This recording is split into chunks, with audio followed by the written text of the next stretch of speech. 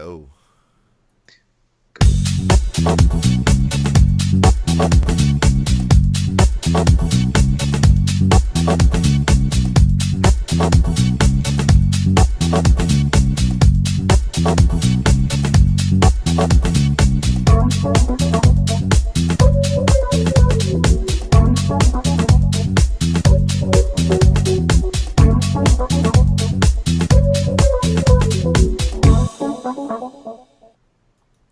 Hey everybody, and welcome back to another exciting episode of the VOD Squad, the show where we talk about streaming devices, content providers, anything that you want to watch on the internet. That sounds good. I am Clyde. Today I am joined by Matthew Ross. Hey guys. Jimmy Trammell. Hello everybody. And Michael Aston. Hello. And the illustrious chat room over at chatrealm, Diamond Club. Hey. What is going on, people? So what's sad is, and we've acknowledged this in the pre-show, is that the people who are in the in the chat room are those people who are not going to Nerdtacular this year. Not to mention people on the screen. That's true. If you're looking at us right now, we couldn't go. That's okay. Yeah. Yeah. That's all right. Well, it's supposed to be their last Nerdtacular of this. Apparently, it's changing formats or whatever. I don't know what's exactly going on. It's the 10th year of it. It's a big deal. A lot of people are going to be there. A lot of other people who do podcasts, especially on Diamond Club, are on there. So it's going to be a big deal, and it's cool. Yeah. And as the chat room mentions, there a lot of it will be streamed online. Mm-hmm. You know, that's awesome for us. It's going to be Twitch TV /FrogPants. Yes. So yes, good opportunity. Nerdtacular's always been a Frog Pants event that Diamond Club kind of took over. Yeah, I mean, closely. There's a lot of crossover in the fan base, and but it's going to be sad. I really wanted to go this year. I just could not make it work. No matter how many ways I tried to beat that situation, and I just couldn't get it into submission. So, whatever. I'm going to go to Ohio for a week in August. So, if you're in Ohio, let me know. Maybe we can set together a meetup. But I'll be going to at least try to go to 4 ballparks in 4 days. So. Whoa. The timing works out just perfect. There's a app or a website I like where you can put in a bunch of teams and then put in dates, and then it looks at the schedules and it tells you even travel miles in between, how you can go to all these parks in these days. So looks like I can, will definitely. Looks like if I go to the Pirates the day I fly in, then I can go see the Tigers, the Reds, and then the Indians, and that's Friday, and I'll still have like 4 days to bum around. So, wow. Yeah. Well, cool. Enough of my itinerary. What's going on in the world? Well, we actually have a lot of news this week, and we just want to. Yeah, I mean, it's so much so I don't know if we're going to get any big topics down this week, because we got lots of medium news and a lot of little news too. We're going to start with YouTube TV making a big announcement that they're going to expand their initially very small market, which, was a couple channels, 6 different regions, and now they're including Phoenix, Dallas, Fort Worth, Houston, Alabama, Miami, Fort Lauderdale, Orlando, Daytona Beach, Melbourne, Atlanta, Charlotte, Washington, D.C., Detroit, and Minneapolis, St. Paul. Yes! Finally! And I'd like to also point out there's no Seattle mentioned. They had to stick it to the Microsoft employees. Nothing local. Nobody streams anything in the Seattle region. Nothing in Spokane. Nothing from Portland. One of them does Bend, Oregon, like a little channel in the middle of Oregon. Okay. That's fine. Well, that's awesome. So does that cover all of us now, or other than you, Matt? It does. I'm glad to see it come to South Florida there. That makes it more interesting to me. What was the effective date on that, Matt? That date was starting on what is the effective date on that? It said adding to them soon, so apparently it is not effective as of yet. But Okay. no, there soon, then. no date about when it actually is live. Not according to this article. Yeah, it looks like they got Dallas and Houston, but still no Austin or San Antonio. Staying away from the center part of Texas, so I'm still out of luck. No. Well, you can try it and tell me how good it is. I want to know. What we will do is we will both try it, and then we can just make side comments to each other, like inside jokes, until you guys kind of, like that thing that we saw, and yeah. But Sorry. No, definitely, I'm looking forward to trying that out. All right. What else was there?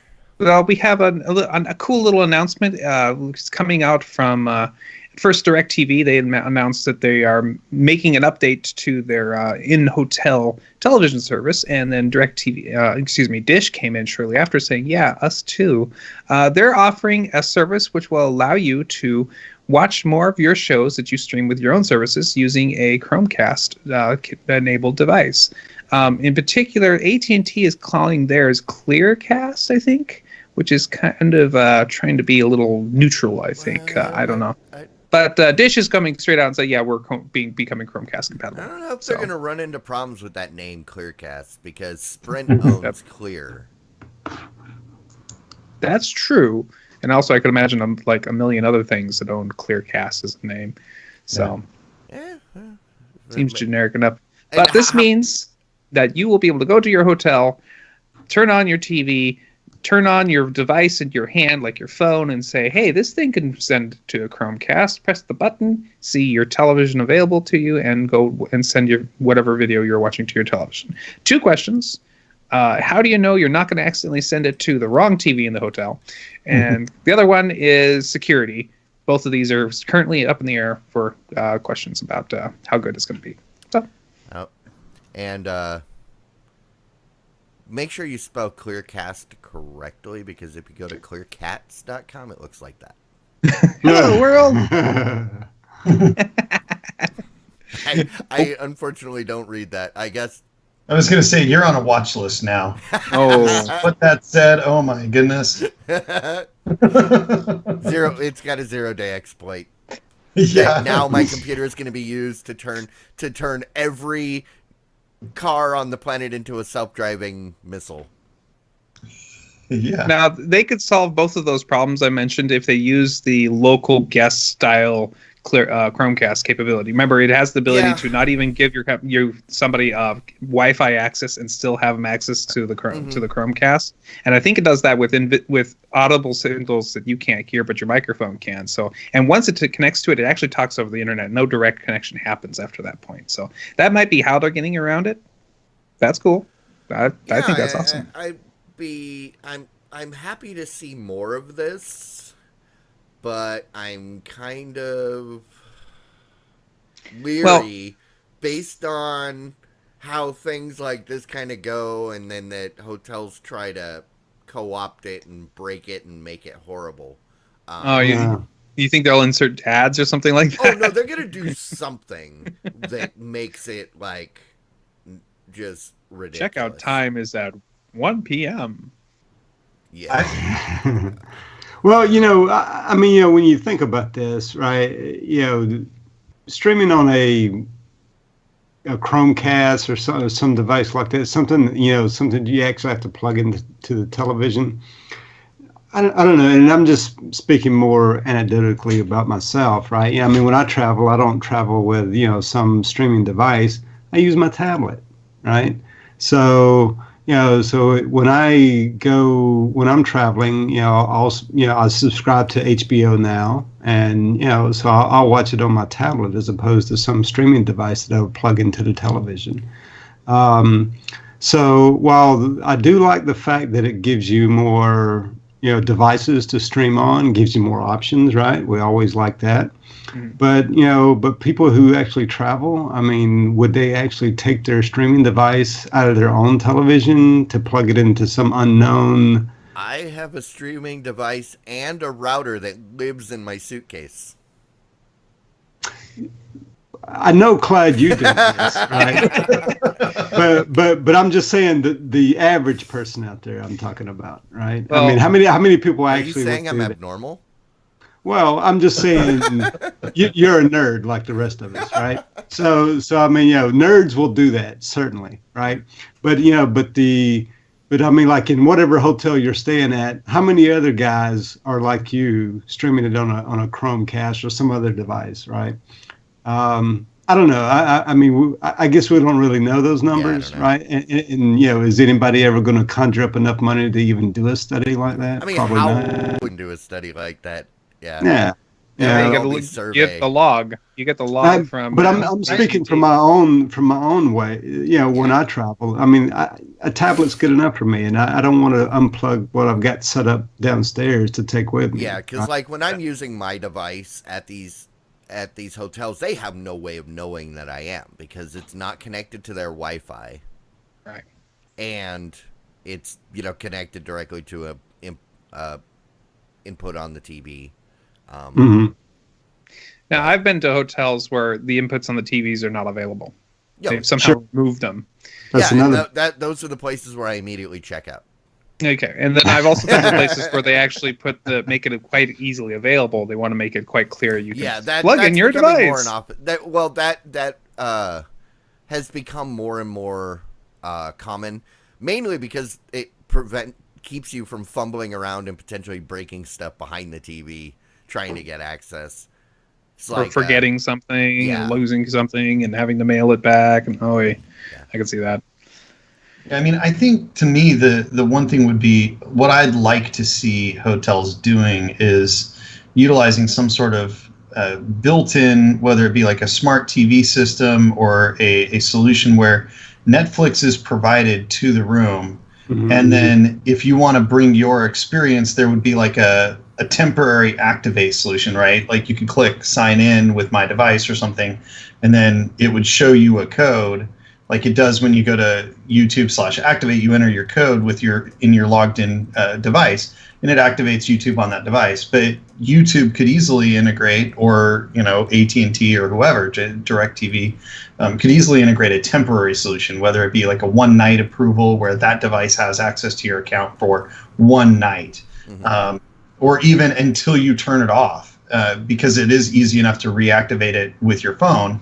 So that to me would be like an ideal solution of like a temporary activation where you can view your account, your settings through Netflix, through like the streaming device with a temporary authorization.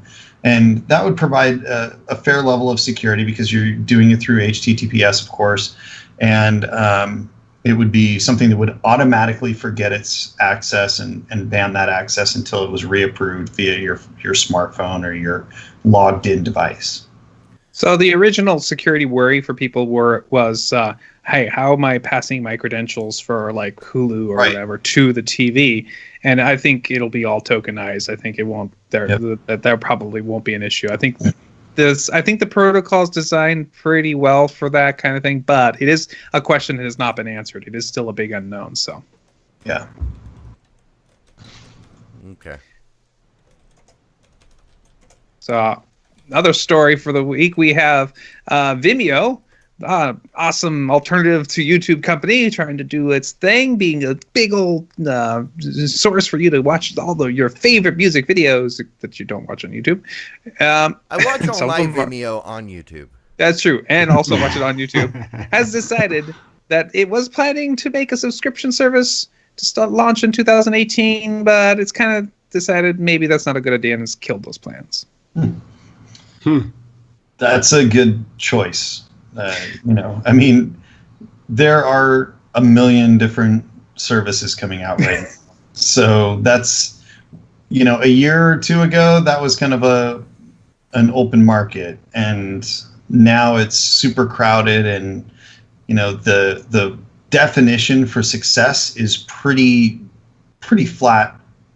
It's a blueprint that everybody knows and everybody has, and those that don't have it are finding that they just fail without it, right? So this isn't an area where you can compete to make money, I don't think. Well, another way to read this, right? I mean, that's definitely one angle to look at it from. Another angle could be that, maybe Vimeo's starting to talk about being acquired by somebody, right?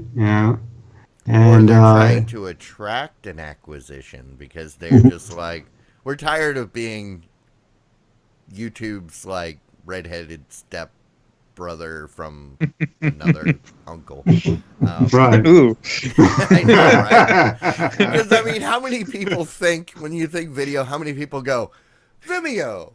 No, the only way I even know that name is because I see it on YouTube. Right. And oh, there have been videos that are like, I want to watch this video. Oh, it's not on YouTube. And then they search all through swear, and it has been on Vimeo. I have seen that before. But now I have a question, is that apparently Vimeo has been working on this idea of starting their own streaming service for a while now. I mean, maybe even like a year or longer. And they were going to launch it until 2018. What was taking them so long? I have no idea why it would be something. I mean, it seems like something that if they wanted to do it, they could have just hopped right on it and gone for it, and probably gotten in early enough that they would have been relevant. I don't know. Yeah. So I feel like that they realized that they were going too slow. And my guess is they probably just didn't have enough negotiation power, right, for all the content providers out there. That's just a guess on my part. Which means not enough money. I don't know. It seems like to me that it just was maybe an aspirational thing of theirs. They had this idea, we'll try to see if we could make a streaming service based on all our content that we build up, and we could do this. And they've got a lot of music videos, and they haven't got much more. And because they started charging people $3 or $4 a month for music videos. I don't know. When was it they first started talking about this, Matt? It was like a long time ago, right? Yeah, like years ago, right? Yeah, and then all of a sudden, what was it? 6 months ago, YouTube said, "Yep, we're coming out with a streaming service, and here it is." Yep. Too little, too late, I think. Yeah, I think you're right. Oh well. What's up? All right. Well, we have a link here that says that if you are a PlayStation Vue user, you might be very happy to find out that they've made it available for you to watch your DVR content. At least some of it. Not all of it, but a lot of it is now available for you to watch when you are not home. They have specifically announced this with a tweet starting today. Select shows you record with PS Vue's Cloud DVR will be accessible out of the home, on the web, and on mobile devices, which is one of the big flaws of PlayStation Vue. So, good news. Yay! I'm the PlayStation Vue user here, so this is great news for me. I'm going on vacation in about 2 weeks, and I was sorely disappointed in the fact that I was not going to be able to watch any of my TV while I was away. And so that's huge for me. Super excited about that. But, the question I would ask is, why? Why PlayStation Vue? Did you ever have that stupid rule? Anyways, I'm sure it had something to do with negotiations and contracts with the TV channels, but don't sign dumb contracts. Hopefully, they took their numbers of subscribers and took them to the different channels and said, and the thing they want more than anything is to be able to watch it outside of the network. And everybody else is allowed to do that, but we're not. So what's up, guys? Why can't we get that working? So I'm guessing something like that happened. Yeah. Either that or a contract ran out, or who knows? Yeah, Sony's always had these weird sticking points on pretty much anything. So now that it's got DVR, the 28-day limit, which is pretty awesome. It's got a lot of local channels coming in. It's got otherwise a very good lineup. Now that you can watch outside the home, suddenly this again becomes a very viable option, right up there with the other big guys. So I mean, we always was a big guy, but I'm just saying that now it was fading away a little bit of kind of like, oh yeah, PlayStation View 2 is pretty cool, and I haven't heard very much about it recently, but now hopefully this brings them back a bit. Yeah, I would say, in my opinion, View has always been the leader. We've tried a lot of the options, and true View has the best DVR solution, in my opinion. It gives you 28 days of your shows. Yeah, that's a little bit limited, but the reality is most of the shows that you don't watch within 28 days, you're probably never going to watch.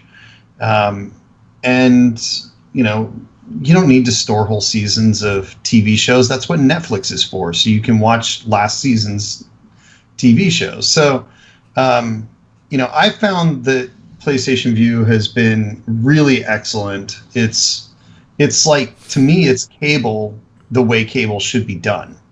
I'm kind of annoyed at the fact that I kind of feel like I have cable, but it's done so much more effectively, and it's so much easier to use. The only complaint I've had up to this point was the fact that knowing I was going to go on vacation and not have access to it, this solves my only complaint with PlayStation View. Yeah. And as Will points out in the chat room, when he was on, that was his one complaint about the PlayStation View was the region locking. Yep. So. And I'd argue against the fact that the 28-day limit is not that big a deal. It's exactly how I use my DVR. We record the whole... Go ahead. Well, I was going to say, it's actually apt because with the 28-day limit, anything that you lose essentially becomes 28 days later. Oh, God. You got zombie shows. Oh. Is 28 Days Later owned by Sony? I have to know. I don't know. Because if it is... I think it might be, actually. If that's the case, okay. But no, we record like a majority of the season. We might start a show and go, okay, do we want to continue watching it? And then we might record a whole rest of the season and then save it up to binge it in one or two nights. That's how we do that every once in a while. So. Yeah, I mean, and that's a valid and viable solution. For me, I feel like whenever I let myself get that far behind, I find it really difficult to get caught back up. And I find that I end up probably not actually ever going back and watching that show.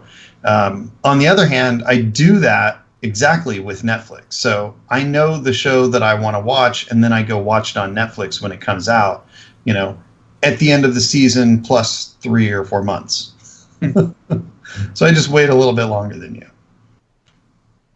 I don't have a social life, though, so I don't really worry about people talking to me and telling me spoilers and stuff like that. So. I don't have that big a social life either, but we just spend. The other thing we do is we record a movie or something, and we want to bring it back like a month or two later and watch it again because hey, it's a good movie and it was on the channel for a little while. Let's record it and we'll come back and watch it again and again and again just because it's a good movie. Just to let you know, the chat room agrees with me. You're wrong.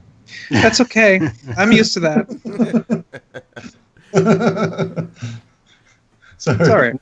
One person in the chat room agreed with me. So. That's validation.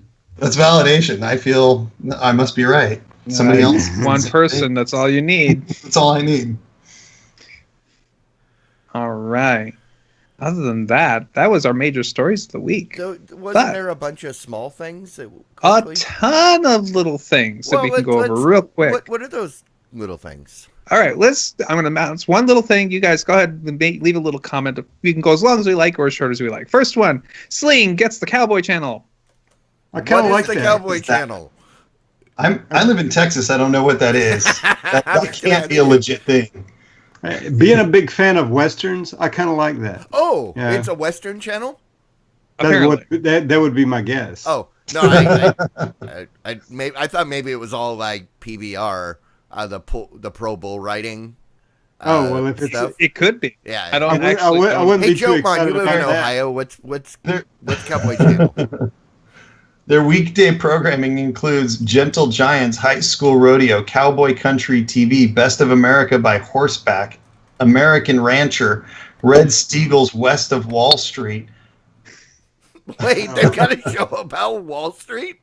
West Yeah, of Wall Street. West It's of Wall not. Street. It's west of Wall Street. Oh my God! Oh, see, I was expecting like Pale Rider and You're thinking of the Fistful Western of Dollar. Yeah, that's Yeah, what see, that would be like a Western channel, and that would make sense to me. This is, hey, I've known a lot of people that were into this kind of stuff. A lot of people in Idaho, a lot of people here in Texas, Mhm. and so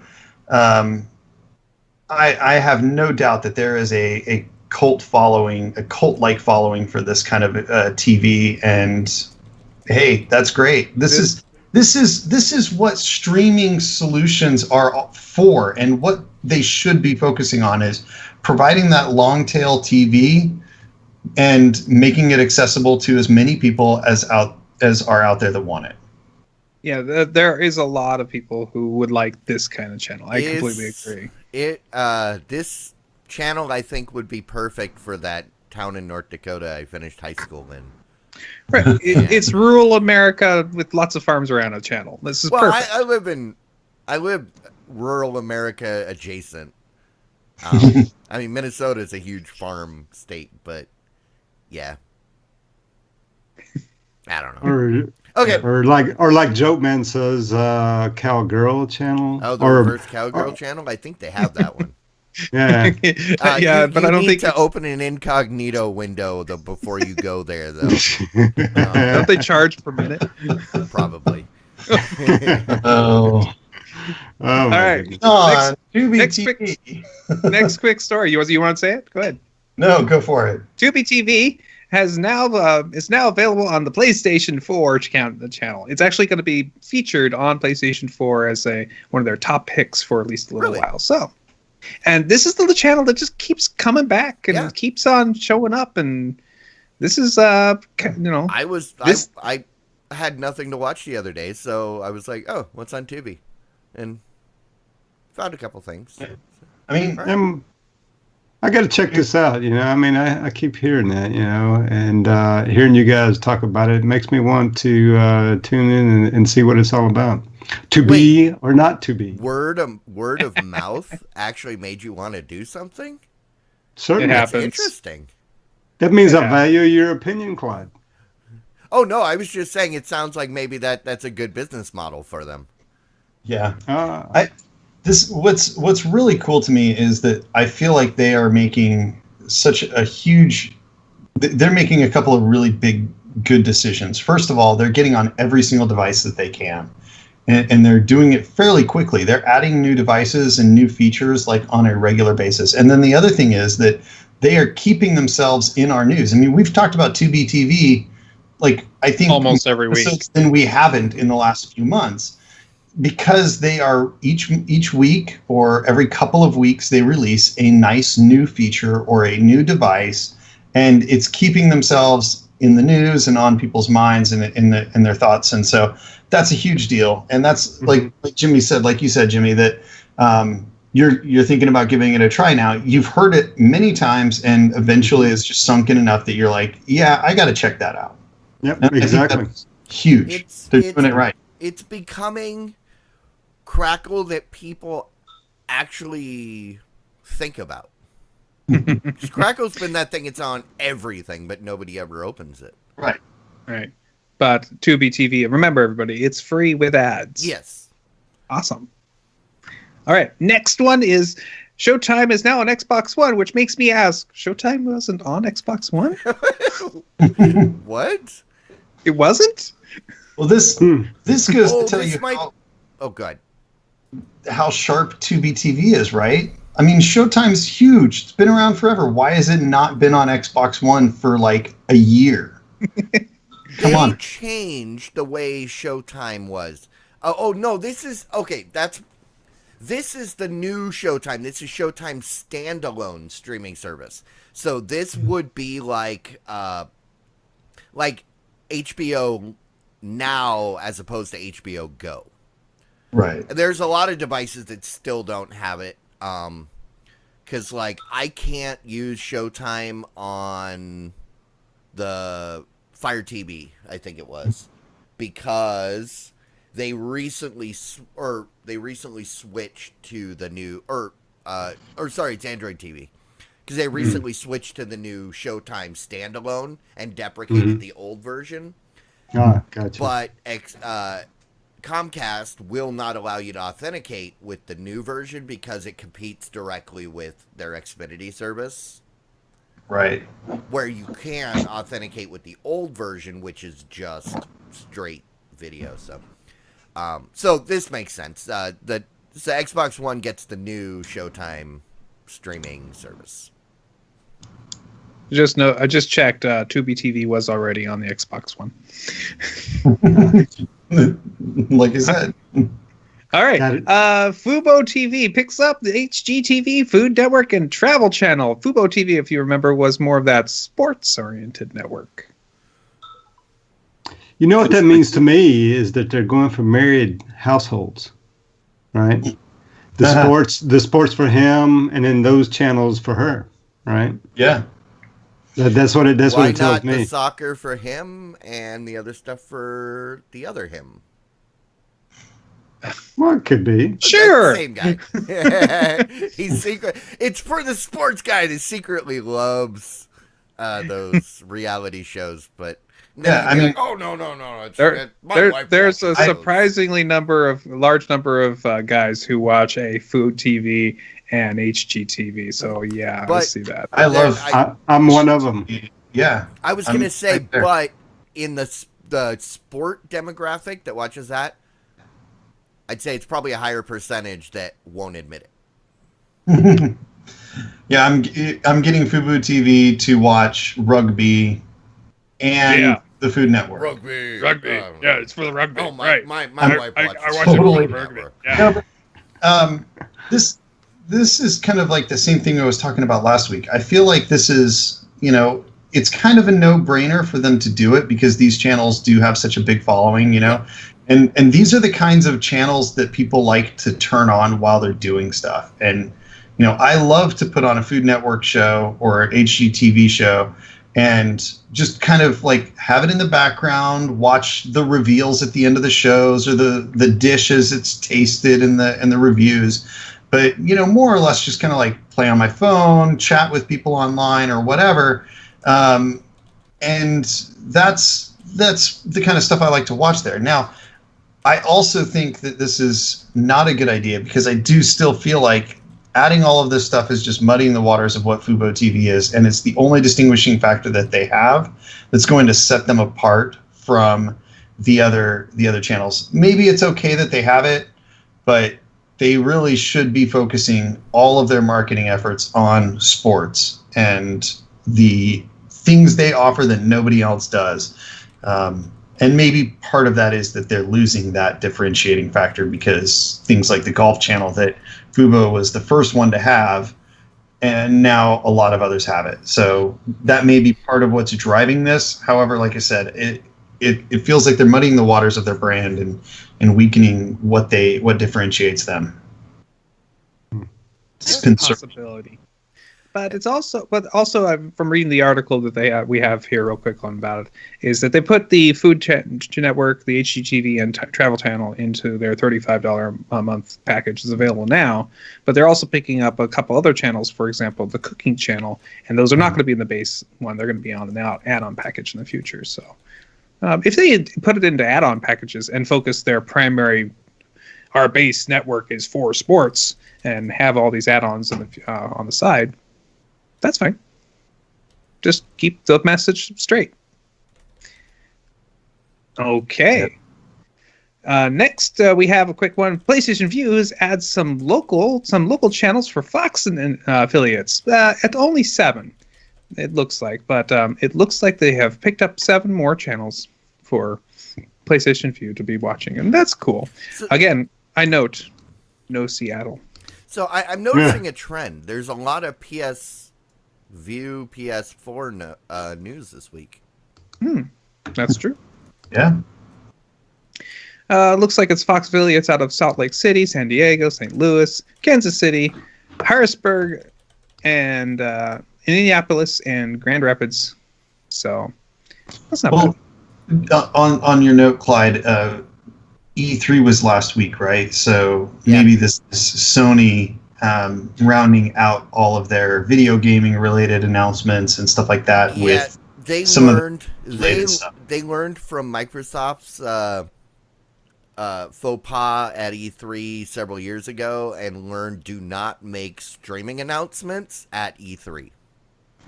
Exactly. People, even if it's a good thing and it pertains to the device that you're announcing, do not mention them. Otherwise, you will be ridiculed and berated for years. E3 is not Xbox's home theater in a console did not go over well. Hey, this is a console thing for games, and you can watch streaming content. Streaming content. This is a game. Yeah, it's like. Well, I remember watching some of that, not all of that, but they actually stressed you can watch TV and watch, do all this other stuff hardcore. They did, and there were people that I was around were going, I don't care. Show me the games. Yeah. So that's the problem. Yeah. I was super stoked about all of that feature and functionality. That's part of why I picked an Xbox One over a PlayStation 4. However, it really isn't the place to do that announcement. I mean, everybody's there for video game stuff. Yeah. It just annoyed a lot of people. Yeah.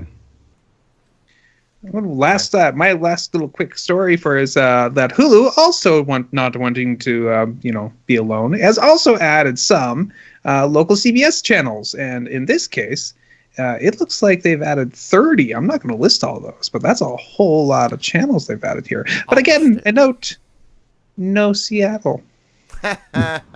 Noticing it. I don't see Minneapolis though. St. Paul, which bugs me. Des Moines. I'm not going down. It's on the it's on the original list. Further down, they have a list of ones they had before, and it's there. Oh, they've got CBS and Fox out of Minneapolis. Yeah, one of these days I'm going to try the Hulu Live. And then Jimmy, you've been using it, right? I have been. And how's that working out? Well, I'm about 4 days into it, and I have to say it's actually pretty good. It does give you a lot more content, if you're a regular Hulu subscriber already, and I think that's the hitch, right? If you're a Hulu subscriber already, and especially if you're subscribing to the commercial free already, and you're looking for a good streaming service, I think it's a no-brainer, right? You should just do it, right? It gives you a lot more content. The UI, not the best that I've seen out there, right? But I would say it's no worse than some of the others that you don't really care for all that much. I mean, if you're used to a UI, if you're used to the regular Hulu UI, it falls off, especially the new one that they revamped about a month or so ago. It follows that. What you'll see some extra menu items up there for the live television is what you see, and you can pick like your favorite networks or your favorite shows. It does keep track of what you're watching, right? Live or otherwise. I've not tried out the DVR feature yet. I'm not a big DVR kind of guy. I like watching the on demand, and I would say unlike Sling TV. The on-demand content is much more than what I saw on Sling TV, right? So it's kind of like, Hulu kind of does that anyway, right? It kind of is an on-demand for current shows, right? That's what it's always been, right? So now with this live feature, it kind of extends out the content. Now you've got the ESPNs and other things that you didn't have before by just subscribing only to Hulu, right? And I would say that those are the big things. Is you get the ESPN channels, and you get their on-demand content as well. And you get the Golf Channel, the on-demand content there. Those are some of the ones I'm watching. You also get, like, if you're a fan of CNBC, you get theirs. I watch some of those shows sometimes on CNBC. So, and the viewing is good. The quality of the video stream is good. I did experience, I think just this morning, I was watching CNBC streaming it live, and it did cut out for whatever reason, right? It kind of dropped, and then I had to go back in and start it again. So I had that happen once in 4 days. But apart from that, it's been pretty solid in terms of performance. Well, it sounds pretty good. And as you were talking about that, I remembered why I haven't tried Hulu Live, because I think it's still not available on the Roku. Maybe not. Yeah, and I do have a Roku, but for those, you've got the Apple TV, and I think it is available Roku, over on the Android. Right, the Roku I use for, like, the Amazon Prime is what I use for, right, and then everything else I use on the Apple TV. Mm-hmm. Right, so on Apple TV, if you're an Apple TV owner and you already subscribe to Hulu, I definitely would recommend it. Right, but if you don't fit into that little niche, then I would say it's a good service. Is it any better than, say, Sling TV on other platforms? Probably not. Right, it's probably about the same. I mean, there's a few things. Like I say, the on-demand content is really good. It's superior to what I saw on Sling TV. Do you predominantly get those on-demand solutions commercial-free too? Or do you usually have commercials with them? No, some of them have commercials with them. Yeah, because that's the on-demand still coming directly from the provider. You get commercials with them, but what you get is, do you know, now if you get the Hulu non-commercial free thing, you know how you'll get, like, maybe just a couple of commercials in between the shows rather than the full-fledged commercial? That's what you'll experience on some of those on-demand shows, right? Not all of them. Some of them you will get commercial-free, but, like, say, House Hunters is one that me and my wife like to watch. Right. And on that one in particular, you'll get, like, maybe a couple of commercials on the commercial breaks on the House Hunters, the on-demand version of that, right? So, like Food Network through the PlayStation View, and I assume it's the same for everywhere. You don't get commercials with their on-demand stuff, and so I appreciate that for sure. Yeah, I haven't tried that particular one out yet on this service yet. Maybe that's the same here too. I don't know, but specifically speaking to House Hunters, right? You will get some commercials there. It's not all the content you won't be commercial free. But everything that was commercial free on the commercial free service is certainly commercial free, right. And some of the on demand content is commercial free, but then some is not. Rock on. Yeah, one of these days I'll get around to trying it. And Joe Man, yeah, I like Love It or Listed as well. That's another good show.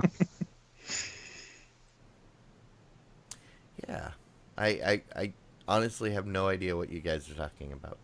Hey, this is HGTV TV show. That's what I'm saying. I haven't seen HGTV in probably 10 years. Yeah. Okay. Rock on. Was there anything else in the short list, or did we shortlist ourselves right out of a show? That was the full short list, and it ended up being not that short. It was pretty long. Is anything ever short when it comes to us? You know. No, not really. Yeah. We can ramble on for a while if we want to. No. Yes. All right. Well, I mean, that's bringing us about to the time. Unless anybody has anything else, we can move into your rants and raves. And who wants to go? I'll go. So my rave is summer TV and Hulu. So I signed back up for Hulu. Some of you may remember that I canceled it, a few months back when I realized that I hadn't touched the app in months. Well, I signed back up. It's summer TV season. You got American Ninja Warrior and So You Think You Can Dance, Spartan Warrior. So good TV to watch with Hulu Live, or not live, regular Hulu. So love it. I now understand that you are opposite of me, because this is the first time in forever that I've been like, I have nothing to watch on Hulu. If it wasn't for their original show Casual, I literally have nothing. Every day I go into Hulu and go, huh. Yeah. I was actually thinking of canceling it the other day. They can't grow subscriptions because the people are diametrically opposed. There's the people that watch in this season and the people that watch in this season. Boom. Well, we had 100,000 signups and we have the same number of people we had last week.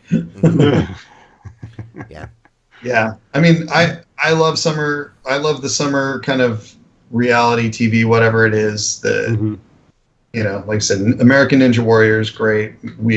Our whole family likes to watch it, including my 4-year-old. She sits there and jumps up and down and around and pretends she's doing it and says, when I'm older, I can do that, but I can't do that now because I'm too small. So it's great. Love it. Rock on. Yeah, and I was going to say that was honestly going to be my rant, was for at least starting about a week ago, logged into Hulu and was like, crap, I've got nothing to watch. I actually dug into Hulu, which I haven't done in forever, because normally I just go off of what's on the watch list. When I log in, there's something in my watch list that I know I want to watch. I actually had to dive in, and I ended up watching, I think I watched like the last Star Trek movie. And that tells me how bored I was, because I sat down and watched a movie. Not anything about the content, but yeah, I was like, I actually sat down at home and watched a movie. And then Have you ever watched The Prophet? No, I don't really get into those like reality kind of shows. They always drive me crazy. Mainly because they feature stupid people, and stupid people make my head hurt. But stupid people are good for TV. Yeah. That's just one that just recently started up. That's one in particular just because it's about business. Yeah. Right? That I like, but that's a new one that just started up. And if you like those business kind of shows, even though it is a reality show, but if you like it, that's maybe business, but like it's kind of a play off of Shark Tank, in my opinion. Okay. Right? It's a play off of that, except it goes into more depth, of course. Right. Okay. I always thought it was like, what's that one where the Hell's Kitchen guy goes around and fixes hotels? Yeah. It's a little sits bit like down that with one them as well. and tells them this is why your hotel is failing, and it's kind of like that. That's what I figured. Yeah, it's kind of like that. I've caught some of that because my dad watches all those reality shows, and he gets mad at me because I'm like pointing out stuff, and he's like, "Stop ruining it."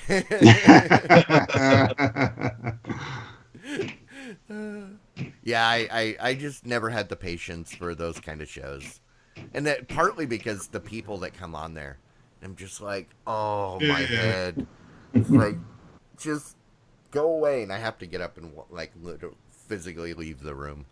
So, rock on. Anybody else? I was gonna be talking this week a little bit about Google's new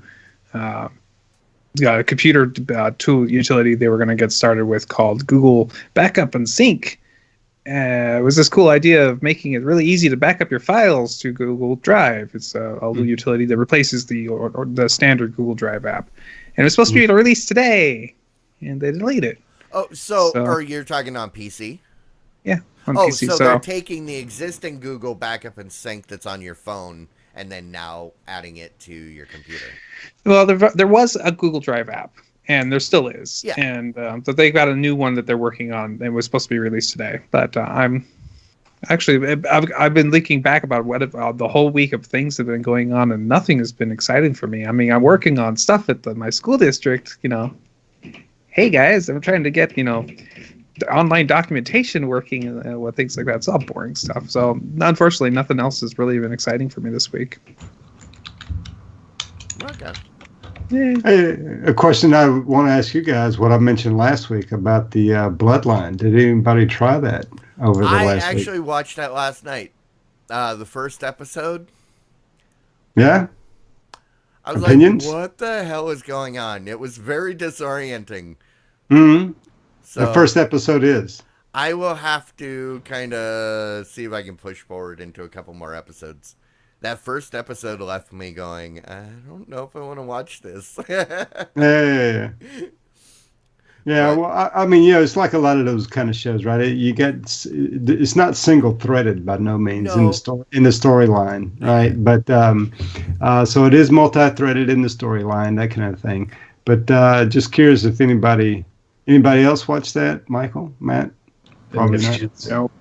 I have not watched much television. No. Yeah, and it's one of those things where probably not a good sign, because usually I know, like, within the first episode if it pulled me in or not. But there are shows that I have pushed through and I have enjoyed, so I'm off for the next couple days, so I'll make sure, I promise I'll watch another episode of, at least one more episode of that Bloodline. And okay, excellent. Yeah. Completely wasn't, it was like not what I was expecting based on the title. I was thinking it was, at the same time it came out, there was all these vampire or werewolf or, different like paranormal shows.